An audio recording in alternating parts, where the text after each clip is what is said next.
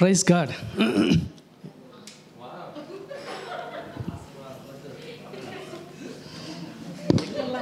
எங்கெல்லாம் வச்சிருக்கேன்னு தெரியல. நிறைய பெருகும் இது மாதிரி எல்லாருக்கும் பெருகும். Praise God. எல்லோரும் எப்படி இருக்கீங்க அப்படின்ற கேள்வியை நிறைய பேர் கேட்டாங்க. இங்கே எல்லாம் நல்லா இருக்கிறீங்க. தேங்க்யூ, ரொம்ப சந்தோஷம். இன்றைக்கும் கர்த்தருடைய வார்த்தையை நம்ம பார்க்க போகிறோம். நம்ம கடவுள் நம்மோடு கூட இன்றைக்கி பேசுவார், நிச்சயமாக பேசுவார். அப்படி எத்தனை பேர் நம்புறீங்க? அது அப்படியே நடக்கும், நிச்சயமாக நடக்கும். ஒரு சின்ன ஜம்ப் பண்ணிடலாம். கர்த்தாவே, உடைய வார்த்தை வல்லமை உள்ளது, வார்த்தை ஜீவன் உள்ளது, வார்த்தை குணமாக்குகிறதுப்பா. அப்பேற்பட்ட வார்த்தைகள் இங்கிருந்து இப்பொழுது புறப்படட்டும் இயேசுவின் நாமத்தில். ஆமேன். தேங்க்யூ. எத்தனை பேர் ஒரு 4 வாரத்துக்கு முன்னாடி நான் பேசினப்போ ஞாபகம் இருந்துச்சு என்ன பேசினேன்ட்டு, எதை பற்றி பேசணுன்ட்டு? அதான் உள்ளாத மனுஷன் அப்படின்னு ஃபெய்த்தில் ஒரு பாட்டை மட்டும் பார்த்தோப்போம். ஒரு பாட்டு என்ன பாட்டை அந்த ஃபெய்த்து, அந்த எபிரேயர் 11:1 எல்லாருக்கும் தெரியும்னு நினைக்கிறேன். அந்த வசனத்தை நம்ம இப்போ சொல்லுவோமா? பார்க்காமலே கூட சொல்லலாம், பார்த்துன்னு சொல்லலாம். விசுவாசமானது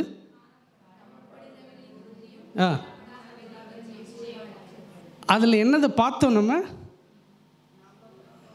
அதை பார்க்கல. விசுவாசமானது, வசனம் இப்படி ஆரம்பிக்குது, விசுவாசமானது நம்பப்படுகிறவனுக்கு உறுதியும் காணப்படாதவைகளை நிச்சயமாக இருக்கிறது. அதில் நம்ம பார்த்தது காணப்படாதவைகளை நிச்சயமாக இருக்கிறது. அதை தானே பார்த்தோம். இதை பார்க்கல இன்னும். நம்பப்படுகிற ஏன் அதை போய் ஃபஸ்ட்டு பார்த்தோம்? நம்பப்படுகிற உறுதி தானே ஃபஸ்ட்டு பார்த்துருக்கணும். ஏன் காணப்படாத? அதுக்கு தான் நான் ஆரம்பித்தோம். காணப்படாதவைகள், காணப்படாத உலகம்னு ஒன்று இருக்குது. அந்த காணப்படாத உலகத்துக்குள்ளே நிறைய காரியங்கள் இருக்குதுன்னு சொன்னேன். ஒன்று தேவன் இருக்கிறார், தேவ தூதர்கள் இருக்கிறாங்க, தேவனுடைய வார்த்தை இருக்கிறது. அது மட்டும் இல்லாமல் நமக்குள்ளேயே ஒரு காணப்படாத பகுதி இருக்குது அப்படின்னு சொன்னேன். அந்த காணப்படாத பகுதிக்கு பேர் தான் என்னது? உள்ளான மனுஷன் அல்லது இருதயம். எல்லாம் ஒரே வார்த்தை எல்லாம். ஸோ இது எதோடு சம்மந்தப்பட்டது? ஆவியோடு சம்மந்தப்பட்டது. அதனால தான் பிப்ளிக்கல் ஆர்டர் எப்படின்னா, உங்கள் ஆவி, ஆத்துமா, சரீரம், அப்படி தான் இருக்குது. சரீரம், ஆத்துமா, ஆவி கிடையாது. அப்போ ஆவியில் தான் ஸ்டார்ட் ஆகுது. அதனால தான் ஃபஸ்ட்டு அதை பார்த்தோம். காணப்படாதவைகளின் நிச்சயம். காணப்படாதது ஆவி. ஸோ ஆவி குறித்து நம்ம பார்த்தோம்.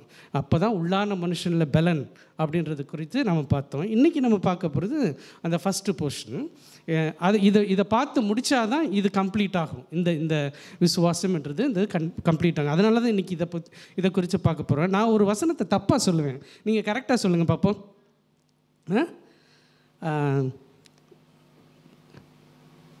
It is very difficult to please God அப்படின்ட்டு இருக்குது.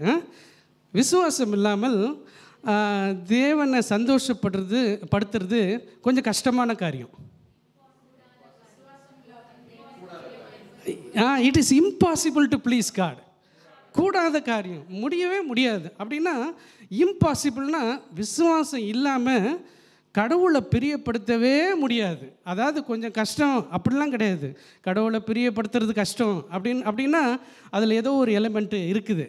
அதாவது எப்படினாலும் சொல்லலாம். ஆனால் இந்த வார்த்தை சொல்கிறது, it is impossible to please God. That means விசுவாசம் இல்லாமல் பிரியப்படுத்தவே முடியாது.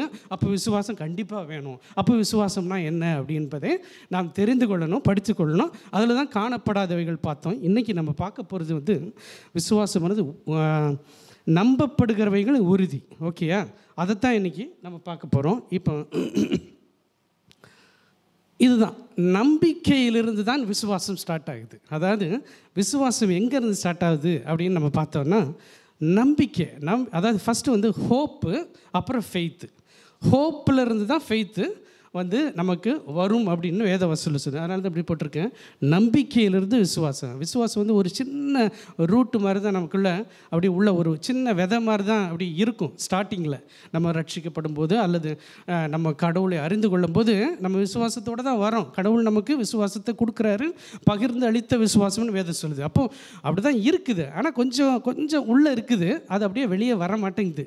வெளியே வராமல் இருக்கிறதுக்கு என்னெல்லாம் நடக்கணுமோ அதெல்லாம் நம்மளை சுற்றி நடக்குது. அது அதையும் தாண்டி விசுவாசம் வெளியே வரணும். அதுக்கு ஃபஸ்ட்டு வந்து கடவுள் வந்து ஹோப்பை தான் நமக்குள்ளே கொடுக்குறாரு அப்படின்னு சொல்லுது. கடவுளுடைய வார்த்தை சொல்லுது ஹோப்பு.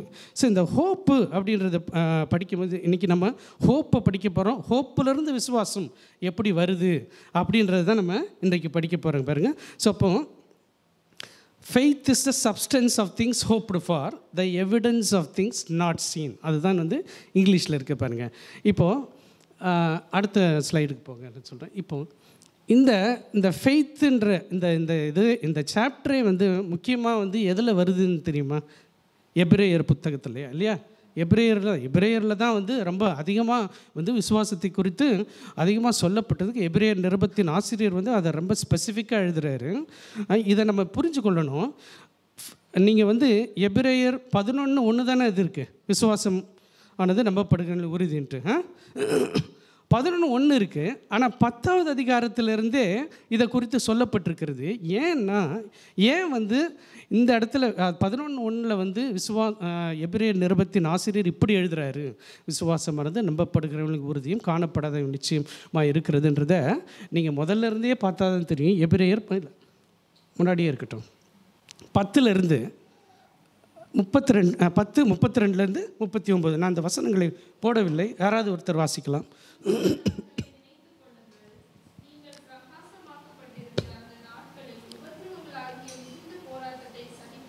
ஓகே, போதும். ஓகே, எதுக்கு சொல்கிறேன்னா, நல்லா கவனிங்க. இதை கவனிச்சாதான் ஏன் அந்த வசனம் அப்படி இருக்குது, எபிரேயர் 11:1 அப்படி இருக்குது அப்படின்றது தெரியும். 10 இப்போ பார்த்தீங்கன்னா இது யாருக்கு எழுதப்பட்டது தெரியுமா? இது எபிரேயர் புத்தகம். நான் இதுக்கு முன்னாடி கூட சொல்லியிருக்கேன். யாருக்கு எழுதப்பட்டது தெரியுமா எபிரேயர் புத்தகம்? யூத மக்களுக்கு தான் எழுதப்பட்டது. அதுலேயும் எந்த யூத மக்களுக்கு தெரியுமா? இயேசுவை ஏற்றுக்கொண்ட யூத மக்கள்கள், அதாவது ஜூயிஷ் கிறிஸ்டியன்ஸ், அவங்களுக்கு எழுதப்பட்டது தான் இந்த புத்தகம். ஏன்னா நிறைய பேர் சுவிசேஷத்தை அந்த டைம் கேட்டு யூத மார்க்கத்திலிருந்து எல்லாரும் வந்து கொஞ்சம் கொஞ்சமாக வந்து கிறிஸ்தவத்தை பின்பற்ற ஆரம்பித்தாங்க. கிறிஸ்தவத்தை பின்பற்ற ஆரம்பித்தப்போ இந்த யூத ஜனங்கள் இருக்கிறாங்கல்ல, இவங்களை துன்புறுத்த ஆரம்பித்தாங்க. அதாவது இயேசுவை ஏற்றுக்கொண்டு கிறிஸ்டியன்ஸாக ஆனாங்க பார்த்தியா, ஆன ஜூயிஷ் கிறிஸ்டியன்ஸ் அவங்கள வந்து துன்புறுத்த ஆரம்பித்தாங்க. அதாவது எப்படின்னா, நீங்கள் இப்படி போய் விட்டுட்டு போயிட்டீங்களே, இப்படி நமக்கு எவ்வளோ பெரிய மார்க்கம், நம்ம மார்க்கம் எவ்வளோ பெரிய மார்க்கம், நீங்கள் வந்து இந்த மாதிரி வந்து ஒரு இயேசுன்ற ஒருத்தர் அவர் வந்து நிர்வாணமாக தொங்குனார், சிலுவையில் தொங்குனார், ஒரு கிரிமினல் மாதிரி தொங்குனார், அவரை போய் கடவுள்னு சொல்கிறீங்களே, நீங்கள் உங்களுக்கு வெக்கமா இல்லையா அப்படின்னு சொல்லிட்டு அவங்கள திட்டி அவங்கள வந்து அதிகமாக துன்புறுத்தினாங்க. இப்படிப்பட்ட ஒரு மார்க்கம் நமக்கு இருக்குது, நமக்கு இந்த மாதிரி ஆசாரியர்கள் இருக்கிறாங்க, அவங்க ட்ரெஸ் எல்லாம் பார்த்தீங்களா எவ்வளோ முக்கியம், நம்மளுடைய நியாயப்பிரமாணங்கள் இதெல்லாம் அங்கே இருக்குதா, ஒரு இப்படி ஒன்றுமே இல்லாத ஒரு மார்க்கத்தில் போய் சேர்ந்துட்டீங்களே அப்படின்ட்டு அவங்கள துன்புறுத்தி அவங்களுக்கு நிறைய கஷ்டங்களை கொடுத்து நீங்கள் வந்து இதெல்லாம் பின்பற்றக்கூடாது அப்படின்னு சொல்லிட்டு அவங்கள ரொம்ப துன்புறுத்தினாங்க. அப்போ நிறைய பேருக்கு வந்து என்ன ஆச்சுன்னா, ஐயோ நம்ம தெரியாமல் வந்துட்டோமோ, இங்கே கிறிஸ்தவத்துக்கு வந்துட்டோமோ அப்படின்னு சொல்லிட்டு இந்த ஜூயிஷ் கிறிஸ்டியன்ஸ் வந்து ரொம்ப அந்த டைமில் ரொம்ப ஆசிலேட்டிங் மைண்டில் இருந்தாங்க. அப்படி இருக்கிறப்ப தான் இந்த எபிரேயர் நிருபத்தை எழுதின ஆசிரியர், அது யாருன்னு தெரியல, பவுலா கூட இருக்கலாம், நமக்கு தெரியல, அவர் வந்து எழுதும்போது இப்படி எழுதுறாரு. அதாவது 10வது அதிகாரத்தில் அதுக்கு இந்த வசனங்கள் 32 39 லாஸ்ட் ஃபுல்லாக எழுதி முடிச்சுட்டு அதுக்கப்புறம் தான் வந்து இந்த எபிரேயர் 11:1 அப்படி சொல்கிறார். அப்போ சொல்லும்போது 10:39 ஒருத்தர் வாசிங்க, லாஸ்ட் வசனம்.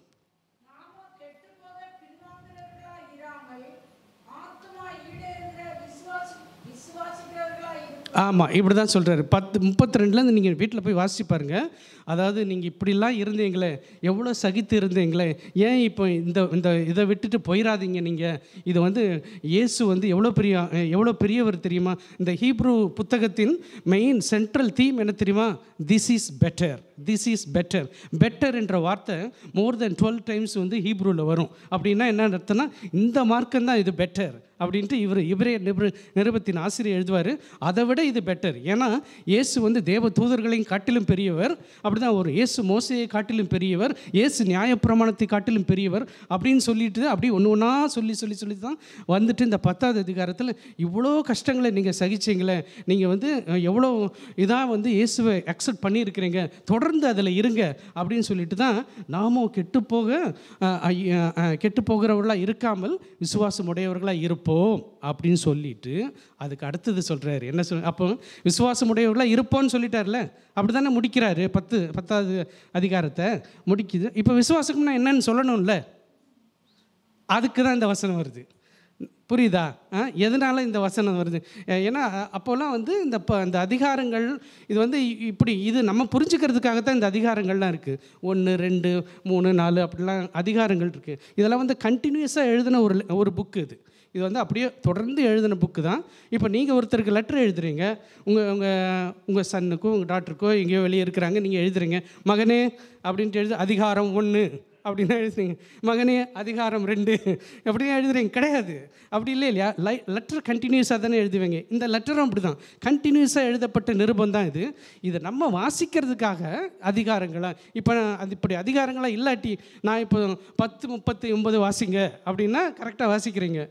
அப்படி இல்லைன்னா அப்படி வாசிக்க முடியாது. அதனால தான் அது அதிகாரங்களாக இருக்குது. ஸோ இதை நீங்கள் கண்டினியூஸாக பாருங்கள். கண்டினியூஸாக பார்த்துட்டு இப்படி தான் சொல்கிறாரு. இதனால தான் வந்து அந்த கிறிஸ்தவர்களுக்கு அப்படி சொல்கிறாரு, இப்படி நீங்கள் போயிடாதீங்க, விசுவாசம் உடையவர்களாக இருங்க அப்படின்னு சொல்லிட்டு இப்போ சொல்கிறாரு. விசுவாசம் என்றால் நம்பப்படுகிறவர்களின் உறுதியும் காணப்படாதவைகளின் நிச்சயமுமாய் இருக்கிறது. இப்போ இங்கே ஹோப்பு அப்படின்ற வார்த்தை வருது. நம்புகிறது அப்படின்னா என்ன அர்த்தம்? ஹோப். இந்த ஹோப்புன்னு இருக்குல்ல, ஸோ இந்த விசுவாசம்னா இன்னொரு டேர்மில் சொன்னீங்கன்னா ஹோப் பண்ணி கொண்டிருக்கிற காரியங்களின் நிச்சயம் அப்படின்னு சொல்லலாம். விசுவாசம் என்றால் ஹோப். என்னெல்லாம் நீங்கள் நம்பிக்கிட்டு இருக்கிறீங்களோ, எனக்கு இந்த காரியங்கள் நடக்கும், நல்லவைகள் என் வாழ்க்கையில் நடக்கும்னு ஒரு எதிர்பார்ப்பு இருக்குது பார்த்தீங்களா, ஒரு எக்ஸ்பெக்டேஷன் இருக்குல்ல, அதுதான் வந்து நம்பிக்கை. நம்பிக்கைன்னா என்னது?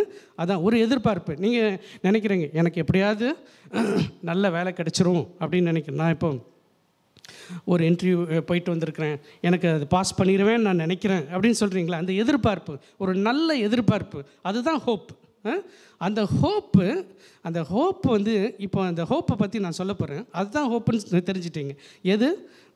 அதாவது ஒரு எதிர்பார்ப்பு, expectation of good things happening in our life. அதுதான் வந்து நான் வந்து ஹோப்பு, நம்பிக்கை அப்படின்னு சொல்கிறோம். கடவுள் கூட நம்ம வாழ்க்கையில் வந்து நம்பிக்கையை வச்சு தான் ஆரம்பிக்கிறார். நம்ம கடவுள்கிட்ட வரும்போது முதல்ல நம்பிக்கை என்ற விதையை தான் அவர் போடுறாரு. நம்பிக்கை என்ற விதையை மனுஷனுக்குள்ளே போட்டு அந்த நம்பிக்கை என்ற விதை உறுதி ஆகிற வரைக்கும் கடவுள் நம்மளை மோல்டு பண்ணிக்கிட்டே இருக்கிறார். என்றைக்கு அந்த உறுதி வருதோ அந்த உறுதி தான் விசுவாசம். அதான் நம்பப்படுகிறவர்களின் உறுதி அப்படின்னு இருக்குது. அப்போது விழுந்து போன மனிதர்களை கடவுள் எப்படி வந்து கொண்டு வராரு அப்படின்னா, நம்பிக்கைன்ற இந்த ஒரு விதையை வந்து நமக்குள்ளாக அவர் விதைக்கிறார். இந்த நம்பிக்கை தான் வந்து உறுதியாகணும். ஸோ அப்போ நாம் எதை விரும்புகிறோமோ அதை அடைவதற்கு நமக்கு நம்பிக்கை தேவை. இப்போ ஒரு மனுஷனுக்கு ஒன்றுமே இல்லாமல் இருக்கலாம், ஆனால் நம்பிக்கை மட்டும் இருந்தால் வாழ்க்கையில் வந்துட முடியும் இல்லையா? நம்ம கூட சொல்லுவோம், உலகத்தில் கூட சொல்லுவோம் எல்லாருமே, நான் நம்பிக்கையை விட்டுறாதப்பா அப்படின்னு சொல்கிறேன். ஏன் நம்பிக்கையை விட்டுறது?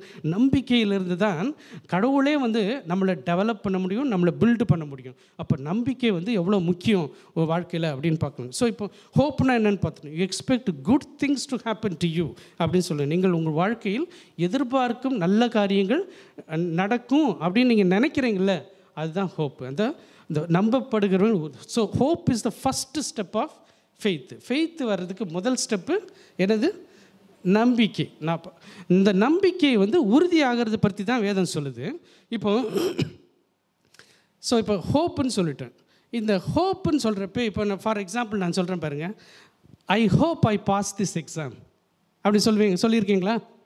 ஐ hope I will pass this interview, I hope it doesn't rain அப்படின்னு சொல்கிறீங்க. அப்படின்னா நான் வந்து எக்ஸாமில் பாஸ் பண்ணிடுவேன் அப்படின்னு சொல்கிறீங்க, பாஸ் பண்ணிடுவேன்னு நினைக்கிறேன் அப்படின்றீங்க.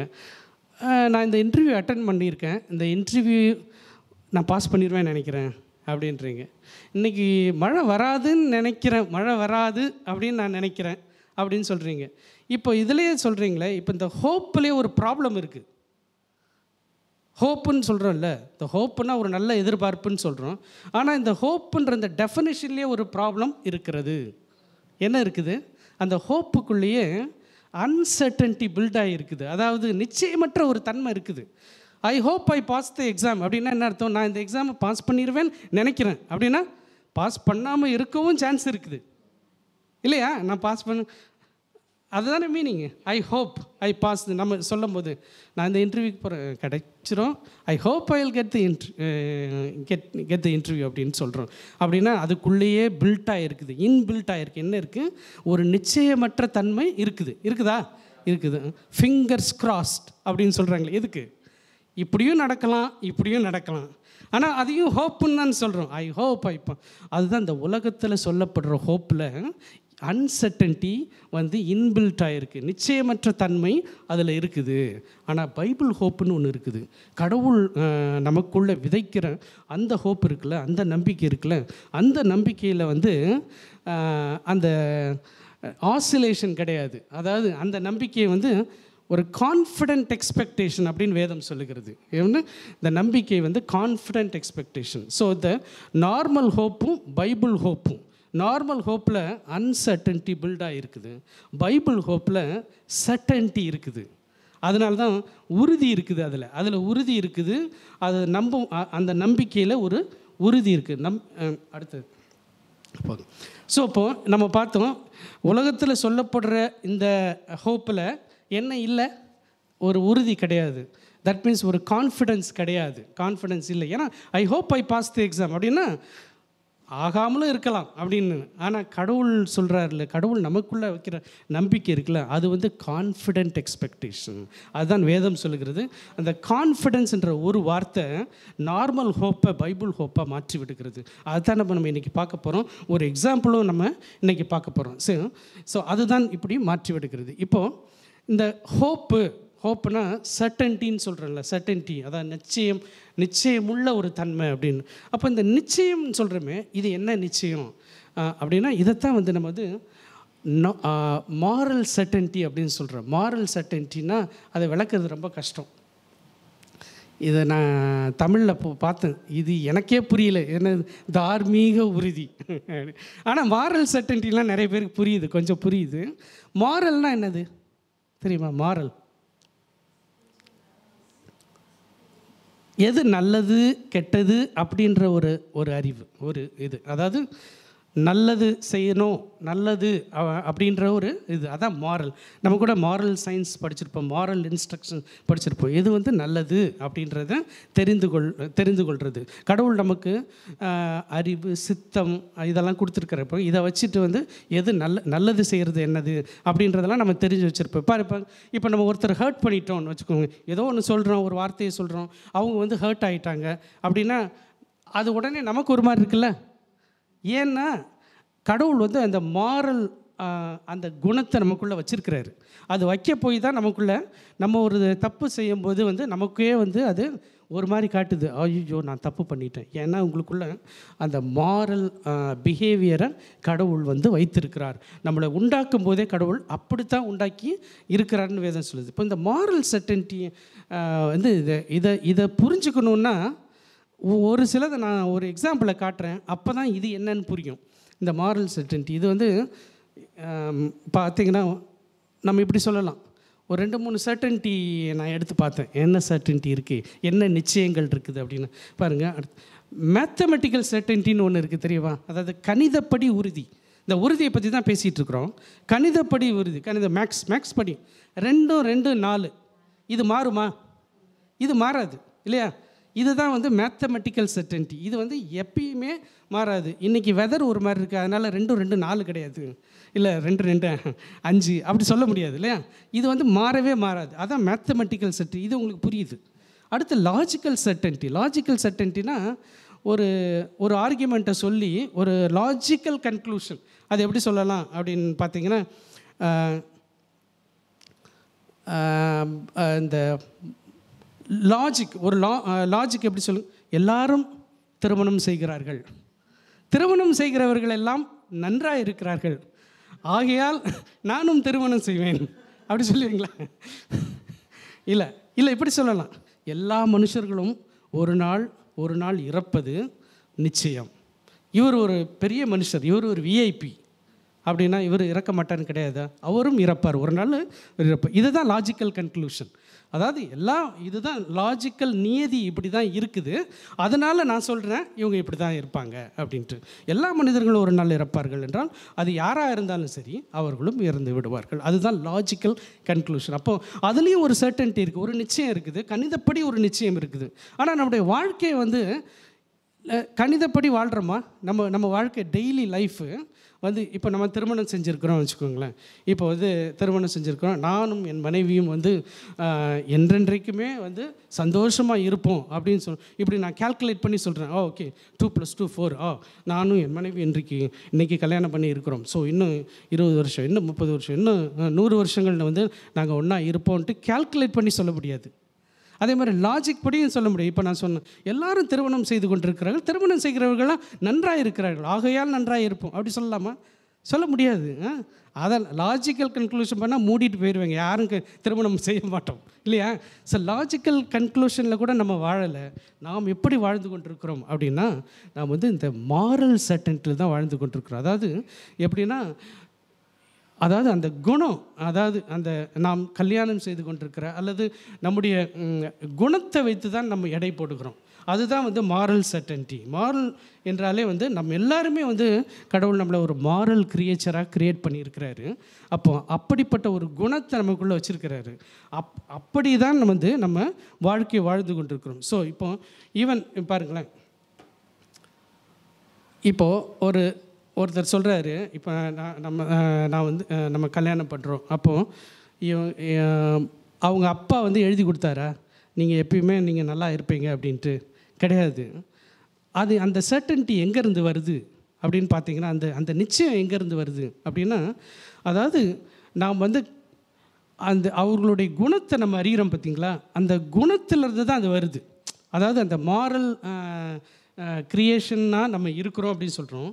ஸோ இது எங்கேருந்து வருது அப்படின்னா, நம்முடைய மாரல் நேச்சர்லேருந்து வருது. அதாவது நான் வந்து இப்போ நீங்கள் கல்யாணம் பண்ணியிருக்கிறீங்கன்னா நீங்கள் நம்புகிறீங்க, இவங்களை நம்புகிறீங்க, உங்கள் ஒய்ஃபையும் உங்கள் ஹஸ்பண்டையும் நீங்கள் நம்புகிறீங்க. அந்த நம்புறதே வந்து எதை வச்சு நம்புகிறீங்க அப்படின்னா, அவர்களுடைய குணத்தை வச்சு நம்புகிறீங்க, அவங்க இப்படி இருப்பாங்க அப்படி. அந்த உறுதி அந்த நிச்சயம் எதுலேருந்து வருதுன்னா அவங்க குணத்திலேருந்து வருகிறது. அப்படித்தான் நம்ம ஒவ்வொரு நாளும் நம்மளுடைய வாழ்க்கையை வாழ்ந்துகிட்டு இருக்கிறோம். ஸோ இந்த மாரல் சர்டன்ட்டி அப்படின்றது தான் வேதம் போதிக்கிறது. அதைத்தான் வந்து உறுதி, நம்பப்படுகிறவர்களின் உறுதி அப்படின்னு நம்ம பார்க்குறோம். இப்போ பாருங்கள், இந்த உறுதி நிச்சயம் வந்து இப்படி இருக்குது அப்படின்னு நான் சொல்கிறேன். ஸோ இப்போ நான் ஃபார் எக்ஸாம்பிள் ஒன்று சொல்கிறேன். எல்லா நாத்திகர்களும் நாளையிலிருந்து கடவுளை ஏற்றுக்கொள்வார்கள் நான் சொல்கிறேன். நிச்சயமாக நான் சொல்கிறேன். நீங்கள் என்ன சொல்கிறீங்க?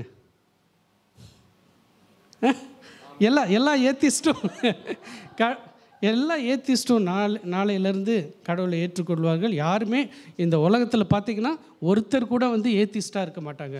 எல்லாருமே வந்து கடவுளை பின்பற்றுகிறவர்களாக தான் இருப்பாங்க அப்படின்னு நான் சொல்கிறேன். சரி, இன்றிலிருந்து ஒரு திருடர்களுமே நம்ம உலகத்தில் பார்க்கவே முடியாது. அதனால் எல்லோரும் வீட்டை பூட்டாமலே வந்துடுங்க அப்படின்னு நான் சொல்கிறேன். சொல்லும் போதே சிரிக்கிறீங்க இல்லையா? பூட்டாமல் வந்துடுங்க அப்படின்னு நான் சொல்கிறேன். அப்புறம் இன்னொன்று கூட சொல்லலாம், நம்ம வந்து எல்லா திருமணங்களும் நன்றாகவே இருக்கும், அதனால் எந்த கோர்ட்டுமே தேவையில்லை அப்படின்னு சொல்கிறேன். ஏன் இதை நம்ப முடியுதா உங்களுக்கு? இல்லை, நம்ப முடியுதா? நம்ப முடியல. ஏன் நம்ப முடியல தெரியுமா? ஏன்னா மனிதர்களின் குணங்களை நாம் அறிந்திருக்கிறோம்.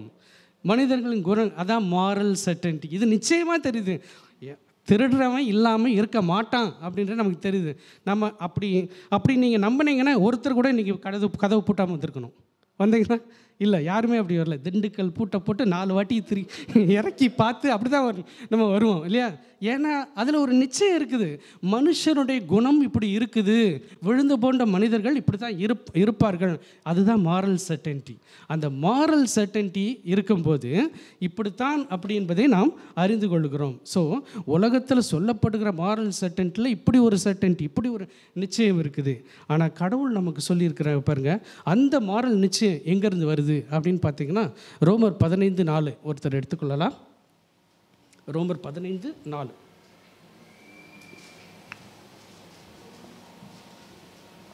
ஒருத்தர் வாசிக்கலாமே.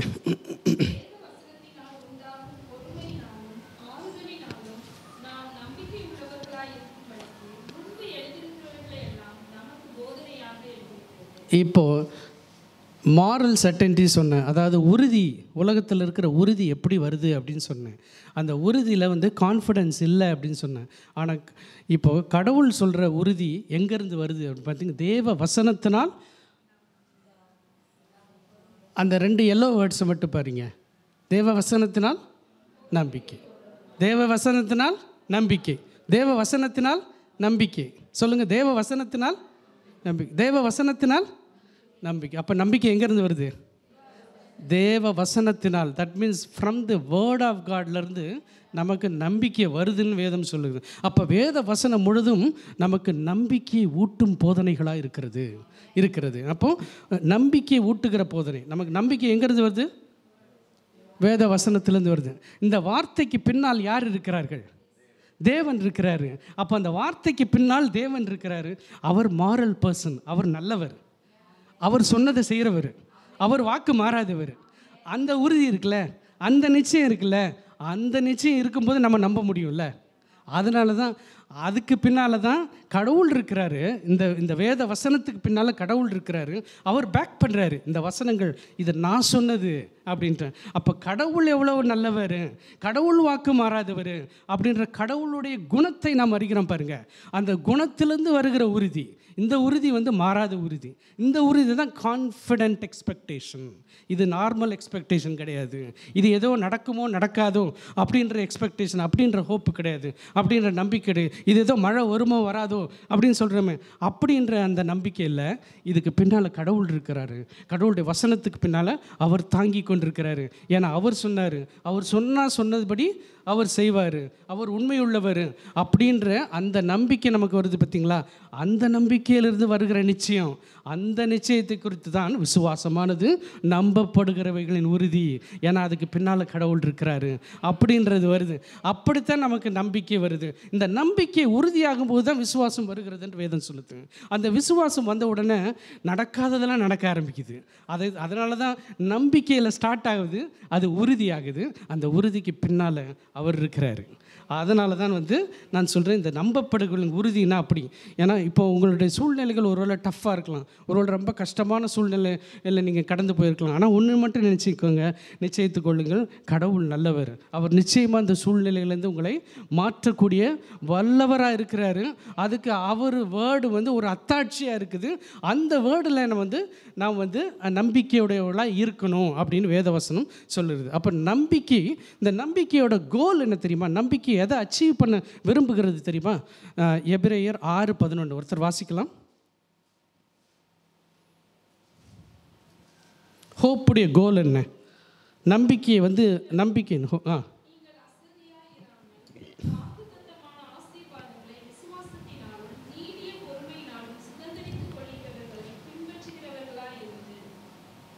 அடுத்து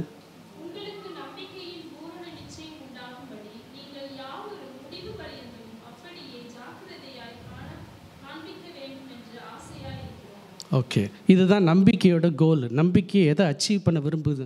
நம்பிக்கையின் பூரண நிச்சயம். நம்பிக்கை வந்து அப்படியே கொஞ்சம் கொஞ்சமாக உள்ளுக்குள்ளே கடவுள் வந்து ஒரு விதை மாதிரி போட்டு அந்த நம்பிக்கை நமக்குள்ளாக வளர்ந்து அப்படியே உறுதியாகி, அந்த உறுதி தான் நிச்சயமாகுது. அதுதான் வந்து நம்பிக்கையின் பூரண நிச்சயம். நம்பிக்கை கடவுள் நமக்கு கொடுக்குறாருன்னா அவர் வார்த்தையை பேஸ் பண்ணி தராரு. அந்த வார்த்தை வந்து நமக்கு அப்படியே நமக்கு பூரண நிச்சயமாய் ஆகணும் அப்படின்றது தான் வந்து நம்பிக்கை இருக்குது. ஸோ அப்போ நம்முடைய சூழ்நிலை என்ன இருந்தாலும் சரி, அவருடைய வார்த்தையை நான் பார்க்கும்போது எனக்கு நம்பிக்கை உண்டாகிறது. அதில் மாரல் சர்டன்டி எனக்கு உண்டாகிறது. ஏன்னா இந்த வார்த்தைக்கு பின்னாலே அவர் இருக்கிறாரு. ஸோ இதைத்தான் வந்து அப்போஸ்தலனாகிய பவுல் ஒரு எக்ஸாம்பிள் எடுத்து நமக்கு விளக்குறாரு. அந்த எக்ஸாம்பிளை பார்த்துட்டு நம்ம இன்றைக்கு முடிக்கலாம். பூரண நிச்சயம். இது மாரல் சர்டன்டி. எப்படி பூரண நிச்சயம் நமக்கு உண்டாகுது? ஏன்னா அதில் மாரல் சர்டன்டி இருக்கு. கடவுள் அதற்கு பின்னாக இருக்கிறார். ஆகவே தான் நமக்கு நிச்சயம் இருக்குது. ஏதோ சும்மா நிச்சயம்லாம் வரலை, ஏதோ சும்மாலாம் ஹோப்பு கிடையாது. நமக்கு ஹோப்பு வந்து கான்ஃபிடென்ட் எக்ஸ்பெக்டேஷன். கடவுள் அதற்கு பின்னால் இருக்கிற அப்படின்னால் அது வருது. சரி, இப்போது அப்போஸ்தலனாகிய பவுல் இருக்கிறார் இல்லையா, அவர் வந்து ஒரு எக்ஸாம்பிளை எடுத்து நமக்கு காண்பிக்கிறாரு. நமக்கு எல்லாருக்கும் தெரிஞ்ச ஒரு கேரக்டர் தான் ஆபிரகாமை வைத்து இதை போதிக்கிறார். பாருங்கள், ஆபிரகாம் வைத்து நமக்கு விசுவாசத்தை, அதாவது எப்படி நான் வந்து ஆபிரகாமுக்கு நம்பிக்கை வந்துச்சு, நம்பிக்கை எப்படி உறுதியாச்சு, அந்த உறுதி எப்படி விசுவாசமாச்சு அப்படின்றது தான் வந்து அவர் போதிக்கிறாரு. அதைத்தான் இன்றைக்கி நம்ம பார்க்க போகிறோம். Abraham of Genesis versus Abraham of Romans. ரோமர் 4 ஆபிரகாமை குறித்து பவுல் எழுதியிருக்கிறாரு. அதாவது விசுவாசத்தை போதிக்கிறதுக்காக பவுல் எழுதியிருக்கிறார் பாருங்கள். அது மட்டும் இல்லை, நமக்கு ஆதியாகமம் 13-20 உள்ள அதிகாரத்தில் உங்களுக்கு ஆபிரகாமுடைய கதை எல்லாமே தெரியும் இல்லையா? ஆபிரகாம் கதை, கடவுள் அழைக்கிறாரு, அப்புறம் ஆகார கல்யாணம் பண்ணுறாரு, அப்புறம் அங்கே போகிறாரு. நிறைய காரியங்கள் உங்களுக்கு தெரியும். இப்போ நான் உங்களுக்கு காண்பிக்க போகிறேன். அந்த வசனத்தை போடுங்களேன். ரோமர் 4 ஆபிரகாம்ன்ற ஒரு எக்ஸாம்பிளை எடுத்து நமக்கு இந்த விசுவாசத்தை குறித்து பவுல் போதிக்கிறாரு. இது ரொம்ப நல்ல கவனிங்க. உன் சந்ததி இவ்வளவாய் இருக்கும் என்று சொல்லப்பட்டபடியே தான் அநேக ஜாதிகளுக்கு தகப்பனாவதை நம்புகிறதற்கு ஏதுவில்லாதிருந்தும் அதை நம்பிக்கையோடு நம்புகிறதுக்கு ஏது இல்லை. நம்புறதுக்கு ஒரு ஒரு அறிகுறியும் கிடையாது. ஆளை பார்த்தா தெரியுது, நமக்குலாம் குழந்தை பிறக்குமான்னு தெரியாது. மனைவியை பார்த்தா தெரியுது, நோ, இதுக்கு சான்ஸே இல்லை. நம்புகிறதற்கு ஏதுவில்லாது இருந்தும் எல்லாருமே சொல்கிறாங்க, இதெல்லாம் நடக்குமா, இனிமேல் நடக்குமா அப்படின்லாம் வந்து உலகத்தில் பார்க்குற அத்தனை பேரும் சொல்கிறாங்க. ஆனால் இதுதான் நம்புகிறதற்கு ஏதுவில்லாது இருந்தும் அதை நம்பிக்கையோடு விசுவாசித்தான். அந்த அண்டர்லைன் போட்டதெல்லாம் கொஞ்சம் நல்லா கவனிச்சிட்ருங்க. அடுத்து நான் காட்டுவேன். இதே வசனத்தை நான் ஆதியாகமத்திலேருந்து காட்டுவேன். நான் காட்டுவேன் இல்லை, இதை நான் பேராஃப்ரைஸ் பண்ணி போட்டிருக்கேன். அதை நான் காட்டும்போது தான் அப்போ தெரியும். இப்போ நீங்கள் பார்க்குறீங்களா, இந்த ஆபிரகாம் வேறு, அந்த ஆபிரகாம் வேறு. இந்த ஆபிரகாம் மாதிரி நம்ம மாறணும், ஆனால் அந்த ஆபிரகாம் மாதிரி தான் நம்ம இருந்தோம், அப்படி தான் இருந்தோம். இப்போ நான் காட்டப்போகிற ஆபிரகாம் வேறு, ஆதியாகமத்தில் நான் காட்டப்போகிற ஆபிரகாம் வேறு, ரோமரில் இப்போ காட்டுகிற ஆபிரகாம் இப்படித்தான் நம் இருக்க வேண்டும், மாற வேண்டும்ன்றது தான். ஃபஸ்ட்டு அதை படிக்கிறோம். அவன் விசுவாசத்தில் பலவீனமாய் இருக்கவில்லை, அது படிங்க. அவன் ஏறக்குரிய 100 வயதுள்ளவன் ஆகும்போது இதை எல்லாரும் சேர்ந்து தன் சரீரம் செத்து போனது எண்ணாதிருந்தான். ஓகேயா? எண்ணாதிருந்தான், நம்புகிறதற்கு ஏதுவில்லாதிருந்தும் நம்பிக்கையாக இருந்தான். ஓகே, இதெல்லாம் இருக்கணும். இப்படி இருந்தால் நல்லா இருக்குமே, நம்ம கூட அப்படி இருக்கணும் அப்படின்றது தான் பவுல் போதிக்கிறார். ஓகே, அடுத்து தேவனுடைய வாக்குத்தத்தத்தை குறித்து அவன் அவிசுவாசமாய் சந்தேகப்படாமல். ஓகே, அப்படி தானே இருக்கணும் நம்மளும். ஓகே, தேவன் வாக்குத்தத்தம் பண்ணின நிறைவேற்ற முழு நிச்சயமாய் நம்பி தேவனை மகிமைப்படுத்தி விசுவாசத்தில் வல்லவனானான். இதுதான் ஒரு டிப்பிக்கல் ஆபிரகாம், ஒரு டிப்பிக்கல் வர்கீஸ் ராயர். இப்படி தான் இருக்கணும். நீங்கள் பாலின் இப்படி தான் இருக்கணும், ராஜா இப்படி தான் இருக்கணும், அப்படி ஒவ்வொருத்தர் ஷர்வின் இப்படி தான் இருக்கணும் அப்படின்றது தான் இந்த வார்த்தை சொல்லுது. ஏன்னா விசுவாசத்தை நமக்குள்ளே வைக்கிறாரு, விதை போல் நமக்குள்ளே வைக்கிறாரு. அப்போது கடவுளுடைய வசனம் அதுக்கு பின்னால் இருந்து நமக்கு சப்போர்ட் பண்ணுறாரு. அந்த நம்பிக்கை நமக்கு உறுதியாகி விசுவாசமாக வரணும். விசுவாசித்து வந்த உடனே இவனை மாதிரி ஆயிடலாம். நம்புகிறதற்கு ஏதுவில்லாதிருந்தும் நம்மளால் நம்பிக்கை வைக்க முடியும். நம்முடைய சூழ்நிலையெல்லாம் பார்க்க முடியாது. சாராளுடைய கர்ப்பம் சத்தத்தையும் எண்ணாதிருந்தான். அப்போ நம்முடைய சூழ்நிலையெல்லாம் எண்ணாமலே நம்ம நம்பிக்கை வைக்க முடியும் அப்படின்னு சொல்கிறாரு. நம்பிக்கை வைக்கும் இப்படி தான் அவன் இருந்தான் அப்படின்னு அவர் சொல்கிறாரு. இப்போ நான் ஒரு வசனத்தை போடலன்னு நினைக்கிறேன். முன்னாடி போங்க, இதுக்கு முன்னாடி ஓகே, 17வது வசனத்தை ஒருத்தர் வாசிங்க. இது 18லேருந்து போட்டிருக்கேன்னு நினைக்கிறேன். அங்கே வந்துருக்கு.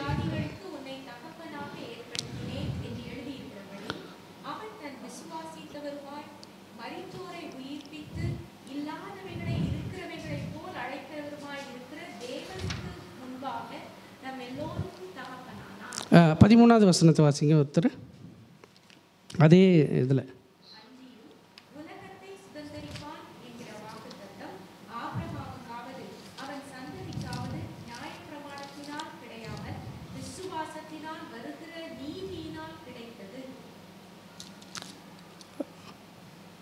ஓகே.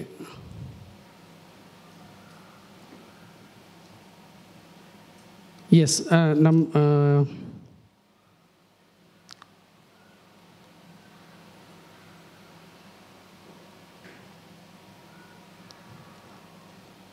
ஓகே. அந்த வசனம் ஐ திங்க் இன்னொரு இடத்துல வரும் அதே சாப்டரில். என்னென்னா, அவன் ஏறக்குறைய 100 வயதுள்ளவனாக இருக்கும்போது, அது எங்கே இருக்குது அந்த வசனம்? ரோமரில் தான் இருக்குது. அவன் ஏறக்குறைய 100 வயதுள்ளவனாக இருக்கும்போது, எஸ், அது நம்ம வாசிச்சோம் ஆக்சுவலாக. Okay, note the point. இங்கே அவன் ஏறக்குறைய எத்தனை வயசு? 100 வயது உள்ளவனாக இருக்குது. அப்போ இதெல்லாம் எதை சொல்லுது? அவன் 100 வயது உள்ளவனாக இருக்கும்போது எப்படிலாம் இருந்தான் அப்படின்றத சொல்லுது. அப்படி தான் சொல்லுது. 100 வயது உள்ளவனாக இருக்கும்போது, கிட்டத்தட்ட 100 வயது உள்ளவனாக இருக்கும்போது இப்படியெல்லாம் இருந்தானா? எப்படி? நம்புகிறதற்கு எது இருந்தும் நம்பிக்கையாக இருந்தான். அவன் சூழ்நிலையெல்லாம் பார்க்கல. அவன் தேவனை மகிமைப்படுத்தி விசுவாசத்தில் வல்லவனானான். இதெல்லாம் எப்போனா ஏறக்குறைய 100 வயது உள்ளவனாக இருக்கும்போது.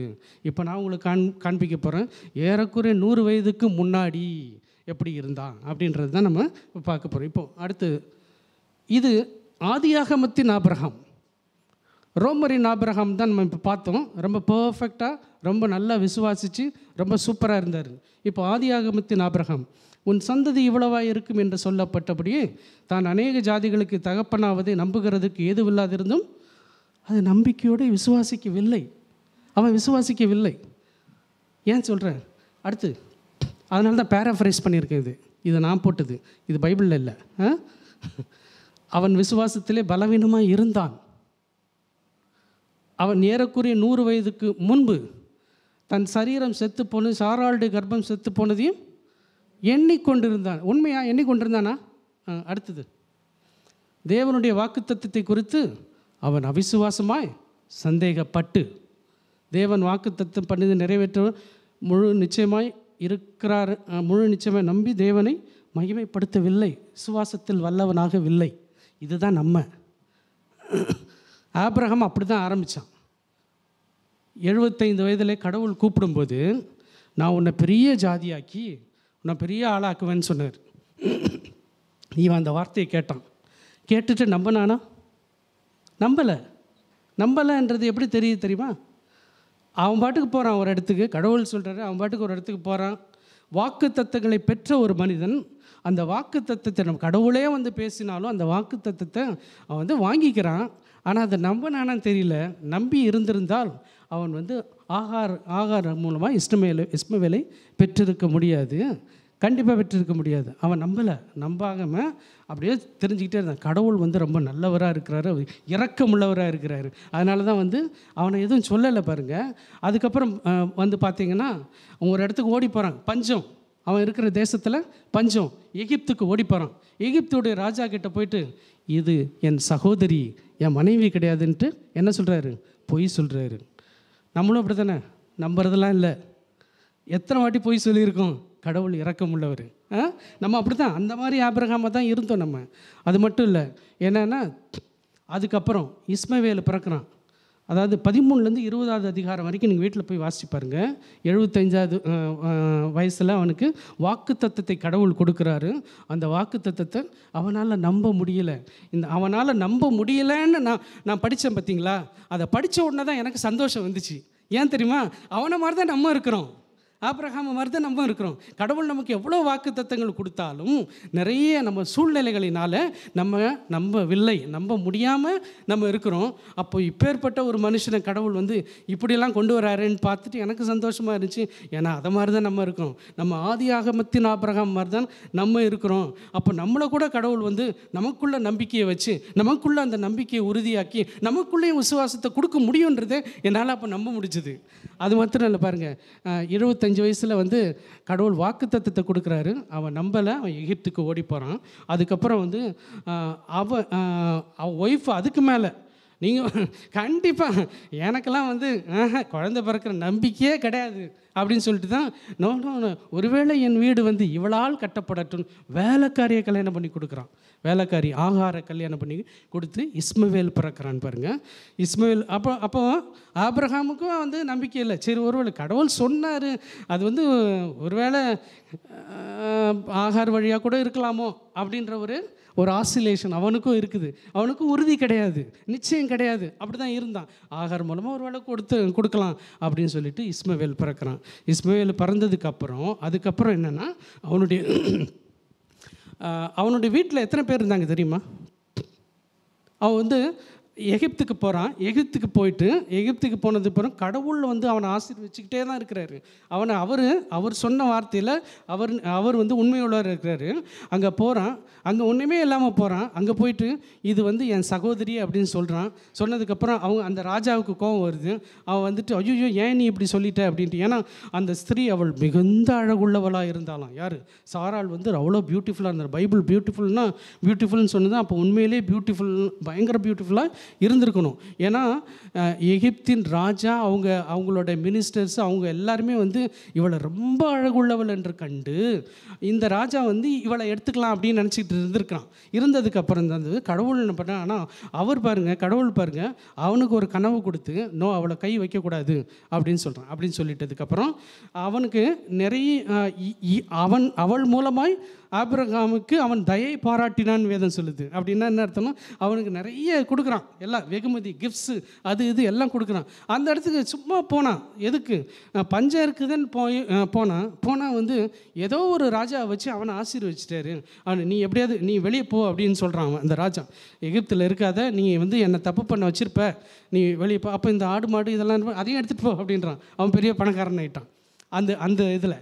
ஆனால் கடவுள் ஆசீர்வச்சிக்கிட்டே தான் இருக்கிறாரு. இவன் நம்பலை, ஆனால் அவர் ஆசீர்வச்சு, ஏன்னா அவர் சொன்ன வார்த்தையில் அவர் உண்மையாக இருக்கிறாரு. சரின்னு போயிட்டு அதுக்கப்புறம் நமக்கு தெரியும். அதுக்கப்புறம் தான் 86 இயர் 86வது வயசில் தான் இஸ்மவேல் பிறக்கிறான். இஸ்மவேல் பிறந்ததுக்கப்புறமும் இன்னொரு இடத்துக்கு ஓடி போகிறான். அங்கேயும் ஒரு பஞ்சம் வருது. அப்புறம் தான் இன்னொரு தேசத்துக்கு போகிறான். அங்கே அபிமெலேக்குன்ற ஒரு ராஜா இருக்கணும். அந்த ராஜாவும் வந்து சாராள் மேலே கண்ணு. எப்போ? சாராளுக்கு கிட்டத்தட்ட 80 இயர்ஸ் இருக்கும், 80 இருக்கும். ஏன்னா இவனுக்கு 86 வயசில் இஸ்மவேல் பிறக்கிறாரு. அப்போ 80 வயசில் என்ன அழகாக இருந்திருக்கிறாங்க சாராள். ஏன்னா அங்கே இருக்கிறவங்களாம் சொல்கிறாங்க இது இவள் அழகுள்ள ஸ்திரீ என்று கண்டு அப்படின்லாம் இருக்குது. அப்போ அவரும் வந்து சாராளை வந்து எப்படியாவது நம்ம ப்ராக்கெட் போட்டுடலான்ட்டு அந்த ராஜாவும் ட்ரை பண்ணுறாரு. எப்போ? 80வது வயசில். அப்போது எவ்வளவு அழகுள்ளவர்களாக அவங்க இருந்திருக்கிறாங்க. அப்படி இருந்தும் கடவுள் காப்பாற்றுறாரு. அங்கேயும் வந்து அந்த இடத்துலையும் வந்து இவள் என் சகோதரின்ட்டு வந்து போய் சொல்கிறான். யார்? ஆபிரகாம் சொல்கிறாரு. அதாவது அவங்களுக்கெல்லாம் அந்த காலத்தில் வந்து அப்படி தான். எப்படின்னா அந்த ராஜாக்கள் நினச்சாங்கன்னா யாருன்னாலும் எடுத்துக்கலாம். அதனால் அவர் பயந்து அப்படி சொல்கிறாரு. ஸோ இப்போது பயம், அப்புறம் சந்தேகம், அப்புறம் பொய், பித்தலாட்டம் எல்லாமே தான் கிட்டத்தட்ட நம்மளை மாதிரி தான். நீங்கள் எல்லாம் ரொம்ப பரிசுத்தவான்கள் மாதிரி இருக்குது. எல்லாம் அதே மாதிரி தான் இருக்குன்னு அப்படி தான் இருந்தான். அப்படி இருந்த ஆபிரகாமை தான் அவர் இப்படி மாற்றுறாரு. அதுக்கப்புறம் வந்து what brought this radical change in Abraham? இதுதான் எது வந்து ஆப்ரஹாமை வந்து இப்படிப்பட்ட ரோமர் 4 சொல்லப்பட்ட ஆப்ரஹாமை எது வந்து அப்படி மாற்றியது அப்படின்ட்டு யோசிச்சு பார்த்தீங்களா?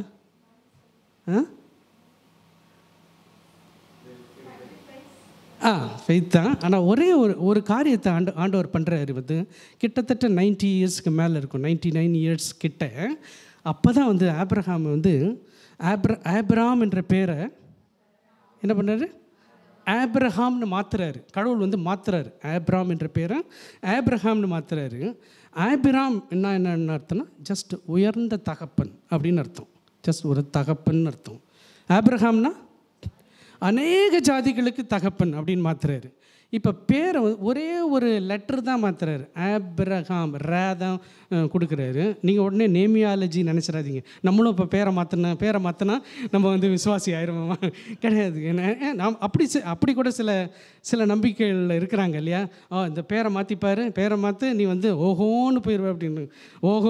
ஓஹாவா ஆகாவா நமக்கு தெரியாது. ஆனால் பேரை மாற்றுறதில்ல. அவர் பேரை மாற்றினார்னா அதுக்கு ஒரு அர்த்தம் இருக்கிறது. அது நமக்கு ஒன்றை இன்றைக்கு சொல்லி கொடுக்கிறது. அதுதான் நான் இன்றைக்கி சொல்கிறேன். என்னென்னா, ஆபிராம் என்ற பேரை ஆப்ரஹாம்னு மாற்றினார். ஆப்ரஹாம்னா அநேக ஜாதிகளுக்கு தகப்பன். இப்போ ஆப்ரஹாமுக்கு கிட்டத்தட்ட 99 இயர்ஸ். இந்த 99 இயர்ஸில் பேரை மாற்றுறாரு. பேரை மாற்றுனதுக்கு அர்த்தம் என்னென்னா, நீ இப்போது அவன் வீட்டில் எத்தனை பேர் வேலை பார்த்துட்டு இருந்தாங்க. இப்போ வந்து பெரிய பணக்காரன் ஆகிட்டான். நிறைய இடங்களுக்கு போனால் அங்கே வந்து கடவுள் வந்து அவனை அவ்வளோவா ஆசீர்வச்சிருக்கிறாரு. ஏன்னா நம்ம வேதத்தில் வாசிக்கிறோம், லோத்தும் ஆபிரகாமும் ஒன்றா இருக்கும்போது அவங்களுக்கு இருந்த அந்த சொத்துனால அந்த இடத்துல கூட இருக்க முடியலையும், அவ்வளோ இருந்துச்சு அப்படின்ட்டு. இப்போ பெரிய பணக்காரனே பயங்கரமாக இருக்கேன். எவ்வளோ பேர் தெரியுமா? அவன் வீட்டில் வேலைக்காரர்களாக இருந்தாங்க. 318 பேர் வேலைக்காரர்களாக இருந்திருக்கிறாங்க. அப்போது ஏன்னா இந்த 318 பேரை வச்சுட்டு லோத்தை வந்து ஒரு இடத்துல போய் காப்பாற்றுறாரு. இப்படிலாம் நம்ம வாசிக்கிறோம். இதெல்லாம் நான் குயிக்காக சொல்லிட்டு போகிறேன், உங்களுக்கு கதை தெரியுன்றது. 318 புருஷர்கள் இருந்தாங்களாம். அப்படின்னா ஆம்பளைங்க மட்டுமே அவனுக்கு வேலைக்காரர்களாக அவ்வளோ பேர் இருந்தாங்க. ஸோ அப்போது கிட்டத்தட்ட அவங்க மனைவிமார் பிள்ளைகள் எல்லாம் போட்டு பார்த்து கிட்டத்தட்ட ஒரு 2000 பேர் இருப்பாங்கன்ட்டு ஒரு வேத பண்டிதர் சொல்கிறப்போ 2000 பேர் அவனுடைய வீட்டிலே இருக்கிறார்கள். அந்த 2000 பேருக்கு இவன் ஒரு முதலாளியாக இருக்கிறான். அப்பேற்பட்ட ஆளாக இருக்கிறான். யோசிச்சு பாருங்கள், இப்போ 2000 பேர்னால கிட்டத்தட்ட ஒரு வில்லேஜ் சைஸ் அந்த அளவுக்கு இருக்கிறான். அதில் வந்து ஒரு தலைவனாய் ஆப்ரஹாம் இருக்கிறான். அப்போ பாருங்கள், டெய்லி வந்து எல்லோரும் வந்து இப்போ ஆப்ரஹாம் பேர் மாற்றிருச்சு. ஐயா ஆப்ரஹாம் தான் கூப்பிட்ருப்பாங்க. எல்லாம் ஆப்ரஹாம்னு கூப்பிட்ருப்பாங்க.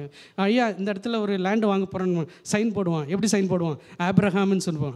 அப்போ அவனை அறியாமலே கடவுள் சொல்ல வைக்கிறாரு, நான் அநேக ஜாதிகளுக்கு தகப்பன், நான் அநேக ஜாதிகளுக்கு தகப்பன், நான் அநேக ஜாதிகளுக்கு தகப்பன், நான் அநேக ஜாதிகளுக்கு தகப்பன் சொல்ல வைக்கிறாரு. எல்லாரையும் சொல்ல வைக்கிறாரு, இவன் அநேக ஜாதிகளுக்கு தகப்பன்ட்டு. அவனையும் சொல்ல வைக்கிறாரு, நான் அநேக ஜாதிகளுக்கு தகப்பன். ஏன்னா அப்படி தான் வந்து பேரை மாற்றுறாரு. இன்றைக்கும் வந்து கடவுளுடைய வார்த்தை என்ன சொல்லியிருக்கோ அதை நம்ம சொல்லுவோம். நம்ம சூழ்நிலை வந்து இப்படி சொல்லுது, ஐயோ இப்படி இருக்குது அப்படின்ட்டு. இல்லை கடவுளோட வார்த்தை எனக்கு ஒரே குறைவாக இருக்குது. இன்னும் கடவுளோட வார்த்தை சொல்லுது, ஏன் குறைவுகள்லாம் அவர் ஐஸ்வர்யத்தின்படி அவர் எனக்கு நிறைவாக்குகிறார், அப்படி செய்கிறாரு அப்படின்னு கடவுளோட வார்த்தை எடுத்து சொல்லுகிறவளாக நம்ம மாற வேண்டும். அதுதான் அங்கே. அதனால தான் பேரை மாற்றினார். பேரை எப்படி மாற்றினார்னா, நான் அநேக ஜாதிகளுக்கு தகப்பன் சொல்லி சொல்லி சொல்லி சொல்லி என்ன ஆச்சுன்னா இவனுக்கு உள்ள விசுவாசம் வர ஆரம்பிச்சிருச்சு. அதாவது அந்த நம்பிக்கை வந்து அவனுக்கு உறுதியாயிருச்சு. கடவுள் நம்ம கொடுப்போம். அடுத்த அதிகாரத்தில் அவனுக்கு குழந்தை பிறந்துச்சு. 100வது வயசில் அவனுக்கு குழந்தை பிறந்தது. இந்த பேர் மாற்றுறது வந்து ஒரு ரேடிக்கல். இந்த பேர் மாற்றுறது என்பது கடவுளுடைய வார்த்தையை அவனுக்குள்ளாக அவர் விதைத்திருக்கிறார். அநேக ஜாதிகளுக்கு தகப்பன் நீ சொல்லு, அநேக ஜாதிகளுக்கு தகப்பன் சொல்லு அப்படின்னு சொல்லிட்டு அந்த வார்த்தையை சொல்ல அவனுக்குள்ளாக அது விசுவாசம் வந்திருக்கு. இப்போ தான் வந்து முழு நிச்சயம் வந்துருச்சு பாருங்கள். இப்போ முழு நிச்சயம் வந்துருச்சு. நம்பிக்கையிலிருந்து முழு நிச்சயம் அவனுக்கு வந்துவிட்டது. அதனால தான் விசுவாசம் நம்பப்படுகிறவைகளின் உறுதி. அவன் வந்து நான் அநேக ஜாதிகளுக்கு தகப்பன் நம்பினான். அப்படி நம்பி தான் வந்து அவன் வந்து அந்த நம்பிக்கை அவனுக்கு உறுதியாச்சு. அந்த உறுதி அவனுக்கு விசுவாசம் ஆயிடுச்சு. அந்த விசுவாசம் வந்த உடனே அடுத்த அதிகாரத்தில் அவனுக்கு குழந்தை பிறக்குது பாருங்கள். 100 வயசில். அதே மாதிரி தான் நம்முடைய வாழ்க்கையிலும் வந்து அப்படி தான் கடவுள் செய்கிறார். எப்படின்னா, வார்த்தை என்ற அந்த விதை, நம்பிக்கை என்ற விதையை நமக்குள்ளே போடுகிறாரு.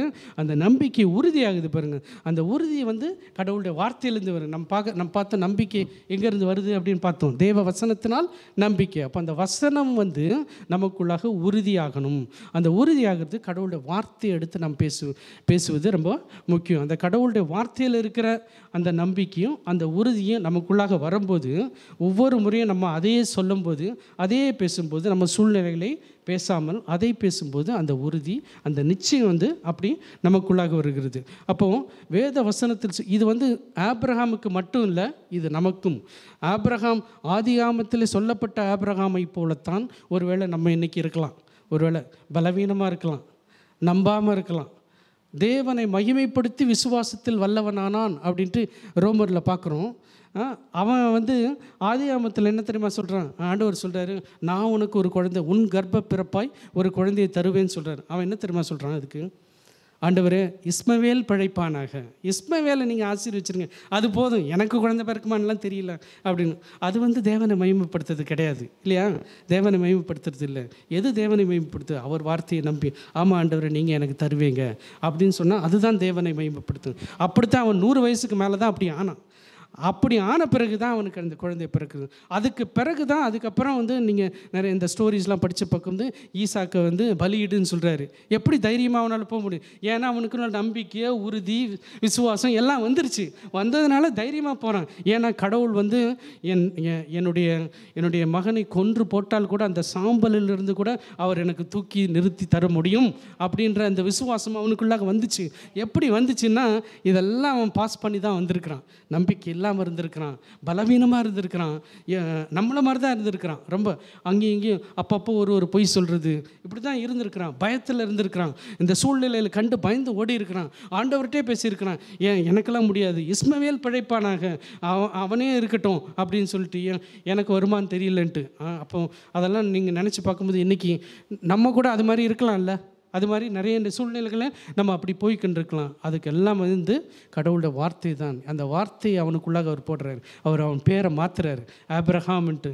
நீ வந்து அநேக ஜாதிகளுக்கு தகப்பன். நம்மளும் கர்த்தருடைய வார்த்தைகளை வந்து நம்ம சொல்லும்போது என்ன ஆகுதுன்னா அந்த சூழ்நிலைகளை வந்து நம்ம வெல்லக்கூடிய ஆற்றல் இந்த வார்த்தையில் இருக்குது. அப்போ அதையே நம்ம சொல்லுவோம், அதையே நம்ம உறுதியாகி வந்து நம்ம படித்துக்கொள்வோம். அப்போ பிடித்துக்கொள்வோம். அப்படி பிடிக்கும்போது அந்த உறுதி விசுவாசமாய் ஆகிறது. ஒரே ஒரு வசனத்தை வாசிப்போம். ரோமர் 15:4 என்ன சொல்றது?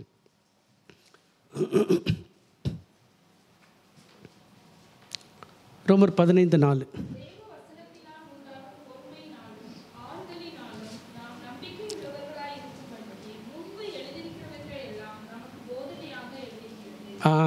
நம்ம இந்த வசனத்தில் என்ன பார்த்தோம்? தேவ வசனத்தினால் நம்பிக்கை உண்டாகுது அப்படின்னு பார்த்துட்டு, முன்பு எழுதி இருக்கிறவைகள் எல்லாம் நமக்கு.